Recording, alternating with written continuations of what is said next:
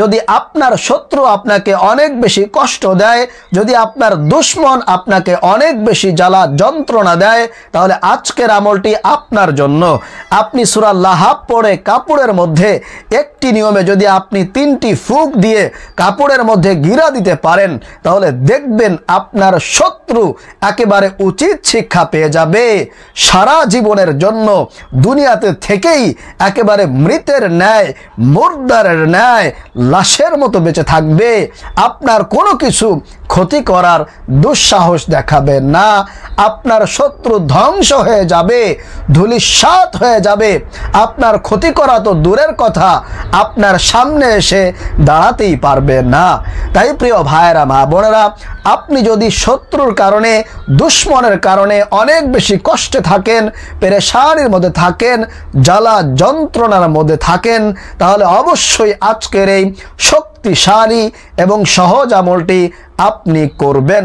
যদি করতে পারেন, দেখবেন আপনার শত্রু উচিত শিক্ষা পেয়ে যাবে। জীবনে কোনোদিন আপনার ক্ষতি করার দুঃসাহস করবেন না। আপনার শত্রু একেবারে চিরদিনের জন্য কঠিন শায়েস্তা হয়ে যাবে। প্রিয় ভাইরা, মা বোনেরা, আমলের নিয়মটা আমি আপনাদেরকে এখনই বলবো, তবে তার আগে বলতে চাই, আপনি যদি আমাদের এই চ্যানেলে নতুন এসে থাকেন, তাহলে অবশ্যই দয়া করে আমাদের এই চ্যানেলটি সাবস্ক্রাইব করে দিবেন এবং অবশ্যই ভিডিওতে একটি লাইক দিবেন। এই আমলটি করার জন্য প্রথমে আপনাকে শত্রুর ব্যবহৃত একটু কাপড় আপনাকে সংগ্রহ করতে হবে। আপনি যদি শত্রুর কাপড় সংগ্রহ করতে পারেন তাহলে ভালো হবে। আর যদি আপনি কাপড় সংগ্রহ করতে না পারেন, তাহলে বাজারে গিয়ে এরকম একটা নতুন ছোট গামছা কিনে আনবেন এবং তার উপরে আপনি সূরাতুল লাহাব 3 বার পাঠ করে একটি নিয়মে আপনি ফু দিয়ে এই কাপড়টা বা এই গামছাটা আপনি 3টা ফু দিয়ে আপনি 3টা গিরা দিবেন। তাহলেই দেখবেন আপনার শত্রু চিরদিনের জন্য একেবারে শায়েস্তা হয়ে যাবে। আপনার কোনো ক্ষতি করার দুঃসাহস দেখাবে না ইনশাআল্লাহ। প্রিয় ভাইয়েরা, মা বোনেরা, চলুন তাহলে আমরা সম্পূর্ণ নিয়ম কানুনটা শিখে নেই। আপনারা ভিডিওটি অবশ্যই শেষ পর্যন্ত দেখতে থাকুন।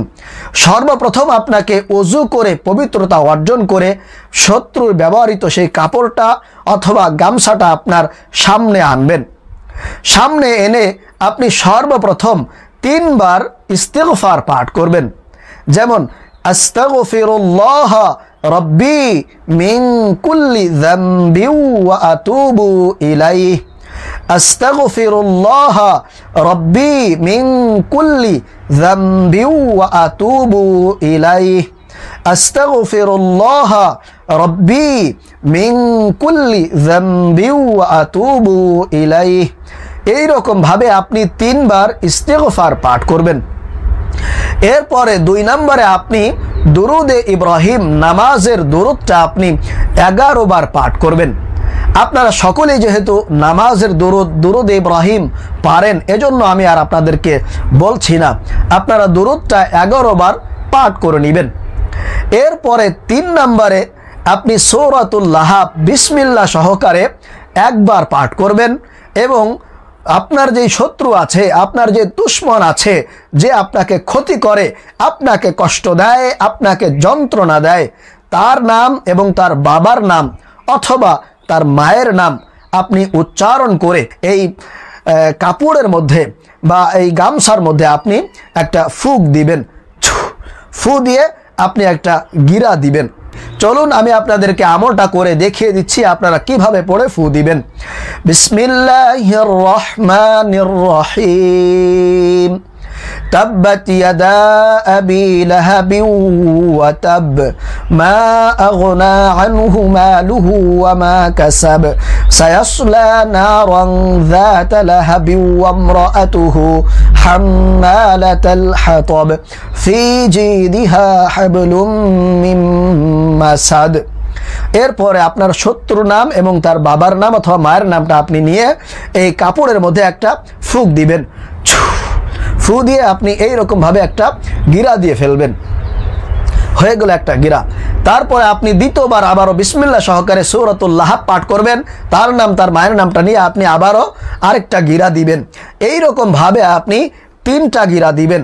3 বার পাঠ করবেন এবং 3 বারই শত্রুর নাম, শত্রুর মায়ের নাম অথবা শত্রুর বাবার নামটা আপনি নিয়ে এরকম 3টা গিরা দিবেন। গিরা দেওয়ার পরে আপনি সর্বশেষ আবারও একবার দুরুদে ইব্রাহিম পাঠ করবেন।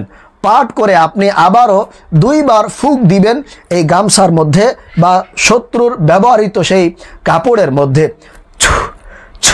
ফু দেওয়া হয়ে গেলে এরপরে প্রিয় ভাইরা মা বোনেরা, আপনাদের এই কাপড় পরাটা শেষ হয়ে গেল। তারপরে আপনার বাড়ির আশেপাশে অথবা যদি আপনি পারেন গোরস্থানে গিয়ে আপনি কাপড়টা একটু মাটি গর্ত করে আপনি মাটির ভিতরে এই কাপড়টা চাপা দিয়ে মাটি দিয়ে ঢেকে দিবেন। ইনশাআল্লাহু তাআলা দেখবেন কাপড় আস্তে আস্তে পুরাতন হতে থাকবে, অর্থাৎ পচতে থাকবে, আর আপনার শত্রু আস্তে আস্তে দুর্বল হতে থাকবে, ধ্বংস হতে থাকবে, শেষ হয়ে যাবে, সে কিছুই করতে পারবে না। আপনার গামছাটা যেদিন একেবারে পচে গলে মাটির সাথে মিশে যাবে, আপনার শত্রু একেবারে ধ্বংস হয়ে যাবে, ধূলিসাৎ হয়ে যাবে, সে আপনার ক্ষতি করা তো দূরের কথা, আপনি তাকে দেখতেই পারবেন না। প্রিয় ভাইরা মা বোনেরা, অবশ্যই এই আমলটা আপনি করবেন যদি আপনার শত্রু আপনাকে মারাত্মক ক্ষতি করে থাকে, অনেক বেশি কষ্ট দেয়, তার যন্ত্রণার কারণে আপনি অতিষ্ঠ হয়ে গিয়েছেন, অস্থির হয়ে গিয়েছেন, আপনার হাতে এখন আর কিছুই করার নাই, তাহলে আপনি অবশ্যই এই কাপড়ের মধ্যে সূরাতুল্লাহ পাঠ করে ফু দিবেন, গিরা দিবেন, এই আমলটি করবেন। তাহলে ইনশাআল্লাহ তাআলা আপনার শত্রুর অনিষ্টতা থেকে, ক্ষতি থেকে আল্লাহ পাক রব্বুল আলামিন আপনাকে মুক্তি দিবেন। তাহলে প্রিয় ভাইরা মা বোনেরা, আশা করি আপনারা খুব সহজেই আজকের এই আমলটি বুঝতে পেরেছেন এবং শিখতে পেরেছেন। আল্লাহ তাআলা আমাদেরকে শত্রুর অনিষ্টতা থেকে বাঁচার তৌফিক দান করুন, আমিন।